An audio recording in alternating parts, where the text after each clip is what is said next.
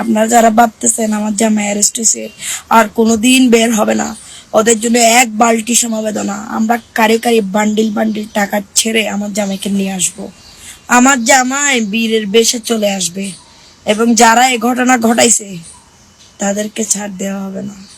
হ্যাঁ, আমার জামাই গতকালকে রাতে অ্যারেস্ট হয়েছে। এটা নিয়ে তো হাই উল্লাস করার কিছু নাই, ঠিক আছে? মামলা যখন আছে অ্যারেস্ট হবেই।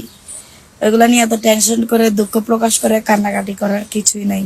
আপনারা যারা ভাবতেছেন আমার জামাই অ্যারেস্ট হয়েছে আর কোনোদিন বের হবে না, ওদের জন্য এক বালতি সমবেদনা। আমরা কারি কারি বান্ডিল বান্ডিল টাকা ছেড়ে আমার জামাইকে নিয়ে আসব।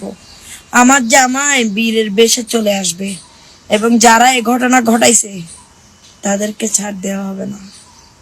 মাথায় রেখো, এতদিন আমরা পলাতক ছিলাম, এখন তোমরা পলাতক থাকার বেলা।